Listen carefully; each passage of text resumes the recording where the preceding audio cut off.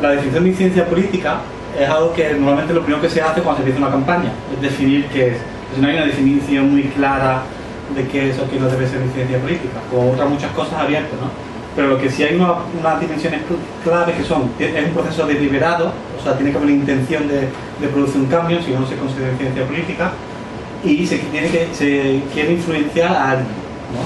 Que tenga un poder por una determinada causa. Vamos a contar a veces de dónde viene el término de lobby, ¿no? Que nosotros incluso lo utilizamos con el término inglés en español, pues no sé si se ha visto en el Parlamento, está la inglés, está la sala de los lords y la sala de los comunes, y en mitad de los dos hay un pasillo, hay un cruce que el cruce se llama lobby, ¿no? Y tradicionalmente durante siglos, porque el Parlamento inglés es uno de los más antiguos del mundo, era donde se juntaban los representantes de las dos salas para influenciarse mutuamente.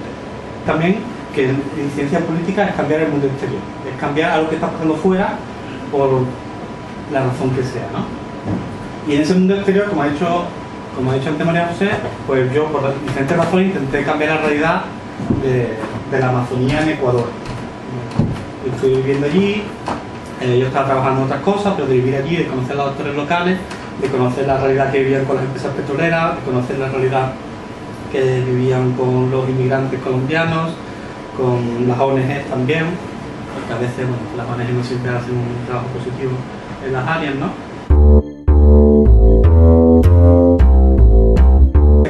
El Yasuní es un parque nacional, es una de las zonas más biodiversas del planeta, y eso hace frontera con Perú, justo en la zona del Perú que hubo guerra con Ecuador y que Perú se apropió hace unos años, y en el norte hace frontera con Colombia, en la zona de las FARC, o sea que tiene una zona con conflictos históricos y conflictos importantes que influyen no solo a los habitantes de la región, sino al país de por sí, ¿no? Y a los países colindantes como Perú y Colombia.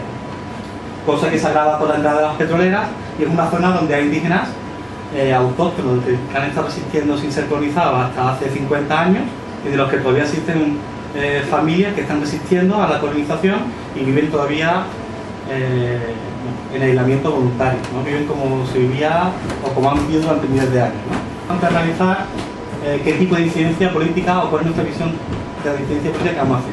Si nosotros entendemos que vamos a representar, que vamos a hablar a favor de los que no tienen voz, si entendemos que vamos a instar a un colectivo desfavorecido, por decirlo de alguna manera, a que ellos hablen o alzar su propia voz, o vamos a conceder poder a gente para que ellos puedan defenderse de por sí, ¿no? Este tema, por ejemplo, es muy importante, y nosotros en nuestra campaña, muchas de las críticas que teníamos era simplemente por definir, mucho del tiempo que tuvimos era nosotros, que si estábamos nosotros hablando por alguien, estábamos simplemente alzando la voz de alguien, o le estábamos dando un espacio para que viniesen a ellos mismos defenderse, ¿no? Y esto ideológicamente tiene mucha importancia a la hora de analizar, por ejemplo, aliados, y también a la hora de ver bueno, qué tipo de impacto quieren, ¿no? La campaña es internacional porque surgió en Ecuador, porque tuvimos sede en Londres, porque tuvimos sede en Sevilla y porque hemos hecho actividades en muchos países, ¿no? Y porque la idea por la que surgió es, hay un problema local en el que el gobierno del país no atiende a las necesidades locales por intereses internos, y la estrategia que decidimos fue salir fuera del país para buscar aliados con las poblaciones locales para que se pudiese, a través de esas alianzas pudiéramos influir al gobierno ecuatoriano a que se reuniese y escuchase y tuviese en cuenta a sus propios habitantes, ¿no? En este caso los habitantes de la Amazonía. Para eso necesitábamos que la comunidad internacional conociese la región, porque si no, por eso es uno de los objetivos de la campaña. En esos momentos, y que es una conversación que sigue planteando, el gobierno de Ecuador propuso una propuesta muy interesante a la comunidad internacional, que era mantener el petróleo bajo la tierra de la región a cambio de una compensación económica, pero en todo el foco de la propuesta ecuatoriana estaba centrada en el petróleo. No hablaba de las personas que vivían de la región. Hablaba de la biodiversidad, porque matar animales está permitido, pero en cuanto se habla de personas, pues no, ya no habría discusión. Entonces estaban obviando conscientemente de que allí viven personas y de que había unas consecuencias negativas. Entonces nosotros estamos intentando, de como parte de la campaña, que también el discurso girase a las personas, ¿no? Y que incluyese a las personas. Y apoya la lucha local a crear sinergias con intereses locales y los internacionales, es porque las poblaciones locales ya llevan mucho tiempo intentando defender sus ideas. O sea, nosotros no estábamos intentando hablar por nadie, un poco volviendo a la dimensión de antes, sino simplemente estábamos dándole una plataforma a las voces locales, a las reivindicaciones locales que ellos ya tenían y habían estado debatiendo por muchos años y que habían estado luchando por eso, ¿no? Darle una plataforma más grande, ¿no? Normalmente en las campañas de incidencia política se parte mucho de la indefensión, ¿no? Uno de los puntos iniciales es una indefensión sobre algo, una indefensión sobre el equilibrio del poder entre Estado, corporaciones y empresas y comunidades, en caso de países, ¿no? Con comunidades indígenas o tal, que era uno de los casos, por ejemplo, que pasaba allí en el Yasumí, donde las corporaciones tienen todo el poder más que el Estado. Por ejemplo, Telefónica decide quién entra y quién no entra a un parque nacional protegido por ley, que además reserva la biosfera por la UNESCO, y Telefónica lo decide por encima del Estado ecuatoriano. Y una de las cosas que me motivan a la hora de mover una campaña de incidencia es cambiar la mentalidad del sujeto pasivo, sujeto activo. Cualquier acción que plantear cómo muchas veces tienes que cambiar, que la gente sienta de que hagan lo que hagan es útil. De la incidencia, hay algunos teóricos que lo definen en dos grandes grupos. Uno es orientado a la información y la incidencia orientada a la presión, ¿no? La orientada a la información normalmente se entiende más pues a los políticos, a la gente que define leyes o estrategias, o a expertos, ¿no? Y puede ser o lobby directo, uno va directamente al político y intenta influenciar, o hacer indirectamente, que es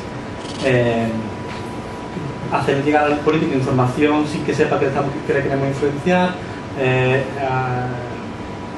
influenciar su entorno para que le influencie a él, ¿no? Que muchas veces, por ejemplo, la estrategia que hay que tomar.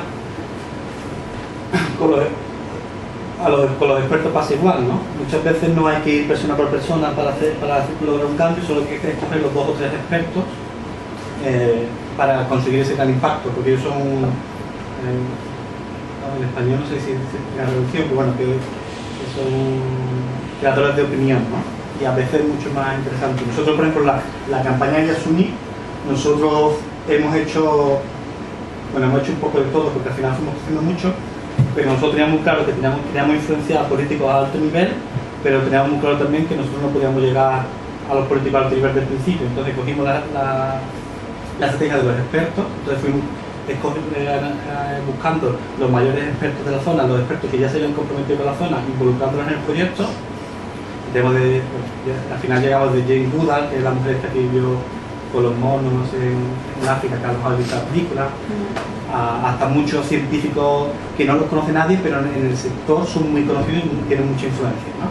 Nosotros empezamos viendo el problema al principio solo pensando en que queríamos crear ese lazo de conexión entre las comunidades locales que ya estaban haciendo su lucha, por decirlo de alguna manera, y las ONG internacionales que en teoría deben de estar interesadas por esos temas, pero que no están trabajando en el área, ¿no? O que no conocían, o que no conocían o no tienen una visión acertada de lo que estaba pasando, porque sus contactos estaban en Quito, que es la capital, y Quito puede estar tan lejos de la Amazonía como Europa, ¿no? A veces incluso más lejos, ¿no? El contexto que nosotros aprovechamos, que era también uno de los aspectos que llamamos luego, que es el timing, ¿no? El saber aprovechar cosas que están pasando para que te den la lanzadera y te abran puertas, era la propuesta que el presidente de Ecuador hizo a la comunidad internacional, que yo justo cuando vivía allí, él la presentó en Naciones Unidas y que le dio mucho bombo, porque bueno, es la primera vez que un país en ese momento, bueno, ha sido, creo que todavía no lo ha hecho nadie, que un país ha reconocido que ellos solo no pueden conservar la naturaleza. Es una manera implícita de decir no podemos garantizar la vida de las poblaciones indígenas y garantizar los derechos humanos en mi país, ¿no? Ellos no han hablado nunca de las personas, pero bueno, si no puede garantizar las del animal, pues la persona que está viviendo ahí tampoco, ¿no? Entonces que eso se haga oficialmente era un gran paso, y que además se estuviese moviendo diplomáticamente para pedir dinero, te abría a ti, o sea, nosotros lo vimos como una oportunidad para abrirnos una puerta a ciertos foros donde normalmente nunca tendríamos acceso. Y después en este proceso internacional que Correa estaba pidiendo, nosotros pedíamos que se tuviese en cuenta la voz local, o sea, que ellos tuviesen presencia, ¿no? Y que se asegurase que el dinero iba a ser bien utilizado, ¿no? Que hubiese un proceso de transparencia. ¿Quién pueden ser nuestros aliados para que estas ideas lleguen a las personas que tienen que llegar en el momento adecuado, ¿no? Y una de las cosas que es muy importante también es que cuando se hace lobby a las personas, no a la institución. Y eso es algo que muchas veces se olvida. Y el acuerdo, aunque el acuerdo se firma con la institución, pero el acuerdo moral es el importante y ese se hace con la persona. Porque hace falta que haya un líder en cada organización que se apropie y que sea como el lobista interno, ¿no? Y que vaya ganando el espacio dentro de la organización, porque eso nunca se puede hacer desde fuera. O sea, está Español, está Repsol, que está dentro de Estados Unidos, hay China, aquí están todas. Porque después lo que pasa con el negocio petrolífero es que el bloque es de una empresa que es el que tiene el nombre, pero realmente no es dueña del 100%. O sea, que a lo mejor el 10% puede ser de Exxon. O sea, Repsol a lo mejor tiene el 80%, un 10% de Exxon, o tienen sus contratos con otras compañías. Entonces al final están todas implicadas directamente o indirectamente, o muchas, ¿no? Y también por política lo que suele pasar en estos países, que pasa lo mismo en Perú, es que suelen repartir los bloques por compañías. Entonces al final tú te llevas pero este va para ti, ¿no?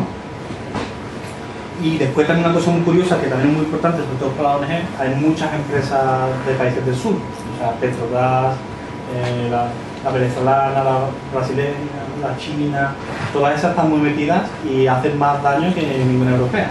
Lo que es muy importante al principio es entender cuáles son los actores que tienen influencia en lo que estamos tratando, ¿no? Entender qué rol tienen, la influencia que tienen dentro del ecosistema, qué les interesa, ¿no? En qué están trabajando. Y así como nosotros construimos, por ejemplo, nuestra red, ¿no? Que es un poco lo que decíamos antes. Cuando nosotros empezamos la campaña no estábamos pensando en qué vamos a pedir, estábamos pensando en qué vamos a ofrecer. Pero lo primero que hicimos fue localizar a la gente que ya le interesa ese tema e intentar ver qué podemos ofrecer o qué solución podemos aportar, o a veces solo es coordinar o proponer, oye, tú estás haciendo esto, ¿por qué no aportas eso que ya tú estás haciendo, tú que ya lo tienes? Entonces, en verdad no le estaba haciendo nada, le estaba ofreciendo algo le estaba ofreciendo una oportunidad a algo que ya están haciendo para darle más impacto. Aliados y oponentes, y lo de los oponentes es muy importante porque a veces te sorprende quién es un oponente y hay que olvidarse de la teoría, hay que ser muy práctico. Y esto es algo que he dicho que, bueno, creo que lo tengo luego. En el mundo social somos muy idealistas y lo somos, por eso estamos aquí, queremos cambiar el mundo y somos bien pensados. Pero hay que pensar, cuando se hace incidencia hay que intentar ser muy realistas. Y a veces nosotros en general tenemos que hacer un esfuerzo para ir más allá y ponerlo más en lo negativo y poner más en quién puede ser un oponente y por qué puede pensar mal. Porque, por ejemplo, nosotros nos llamamos sorpresa de que un oponente era el gobierno ecuatoriano. Nosotros no pensamos que iba a ser un aliado, pero no un oponente. Y cuando fuimos haciendo la presentación en diferentes ciudades en Europa, la embajada nos fue persiguiendo. La versión bonita es decirte, sí, nosotros estamos levando la voz de la población local, pero la población local como si no existe. Existen grupos enfrentados a nivel local. O sea, están los bandos políticos, están las familias, están los grupos indígenas, porque en Yasuní hay 3 grupos indígenas. Están los quichua amazónicos, los shuar y los guaraní. Y costumbre entre ellos no... Porque los guaraní llevan ahí toda la vida, los shuar vienen del sur, vienen del norte de Perú, que han tenido que ir emigrando por las guerras. Después están los corruptos con las petroleras y los corruptos, o sea que, claro, tú vas contando especialmente, ahí hay dilemas. O sea que la ventaja que hubo que yo al estar viviendo allí, yo sabía muy bien con quién yo quería aliarme y con quién yo no quería aliarme. Y teníamos también 2 o 3 personas que se podía confiar mucho a nivel local para saber eso. Y también que nosotros no fuimos diciendo, nosotros no fuimos hablando por ellos, ¿no? Nosotros solo cogimos lo que ya habían aprobado en asamblea participativa o como ayuntamiento o como representante indígena y le estábamos dando voz, ¿no? Y no estábamos nosotros pidiendo una mesa para nosotros, estábamos pidiendo una voz para ellos y que ellos dijesen lo que querían. Leí una revista de lobby. Mira, hay personas, aquí las tienes, y las presentamos desde las fotos. Entonces nosotros podíamos en libros de fotografía, porque nosotros en 10 minutos podíamos hacer, el político podía hacer así y ves las fotos, tú veías personas y tú le puedes contar, oye, hay personas, hay animales, hay tal. Después, otra estrategia diferente era con las ONGs, que eso es lo que estábamos pidiendo. O sea, al final lo que estábamos diciendo es, tú como organización social estás trabajando estos temas, porque fuimos a las que, al principio fuimos a las que ya trabajaban en temas medioambientales, o de protección de la Amazonía, o de protección de los indígenas, ¿no? Decíamos, oye, tú estás trabajando, aquí está este conflicto, la gente está organizada, coño, lo tienes todo hecho. Después estaba a nivel local, también había que hacer una concienciación con políticos, que coincidió además que ese año se creó una nueva constitución en Ecuador. Entonces nosotros, bueno, esto lo hizo más la alcaldesa, ¿no? Cogió la campaña para reivindicar a nivel nacional temas medioambientales, temas de derechos humanos, para que la gente conociese un poco la realidad de la zona, ¿no? Pero a veces la estrategia no siempre puede ser de cooperación, a veces hay que ir a la confrontación, y a veces esa es la estrategia de influencia política, y esa cuesta más desde el mundo social, porque intentamos, sea como sea, cooperar, ¿no? Y a veces hay que ir a decir, pues las petroleras, en el caso nuestro, es que no se puede cooperar, ¿no? Ellos quieren y te dan dinero, y te ofrecen dinero, pero es que hay veces que no se puede. Si quieres tener impacto, si quieres tener credibilidad. Con las petroleras no, pero en el caso local no se puede negociar, porque es que pasa un poco con la historia de minería y toda esta industria extractiva. A nivel local suele haber una historia de mucho tiempo de conflicto, de violencia y de muerte, de asesinato. O sea, esa es la realidad local. O sea, las petroleras a nivel local matan. Yo en el año que he estado allí viviendo han desaparecido 3 personas. Porque la gran conversación post-Kioto que se ha tenido en el mundo ha sido acerca del Yasuní. Porque un gobierno ha ido proponiendo una alternativa por primera vez oficialmente. Y por primera vez oficialmente ha dicho, oye, que toda esta parafernalia que estamos hablando del medio ambiente, proteger la Amazonía y la biodiversidad son mentiras, que no puedo. Yo solo no puedo. En una hectárea de Yasuní creo que hay más de 10.000 tipos de especies de insectos diferentes, hay más de 1.000 especies de árboles diferentes, que es más que en toda Norteamérica. En un árbol solo hay más hormigas que en toda Inglaterra, más especies de hormigas que en toda Inglaterra. O sea, son unas cosas que nos cuesta imaginar. O sea, y todo el petróleo que hay debajo de Yasuní, o del bloque de T, es equivalente a 5 días de producción mundial. Cuando lo destruye por 5 días, y el petróleo se va a acabar. La política de la cantidad y el consumo mundial da para 5 días de consumo mundial. O sea, es decidir si el petróleo se va a acabar 5 días antes o 5 días después. Esa es la discusión real que hay ahí. Por mucho que nos digan, cuando sale en la televisión, de que si no se explota Yasuní, la economía se va a ir al traste. Estas son discusiones que nos cuentan y miedos que nos meten, pero cuando tú ves los datos y dices, estos son 5 días y el petróleo se va a acabar. A mí ¿qué dejamos para después, no?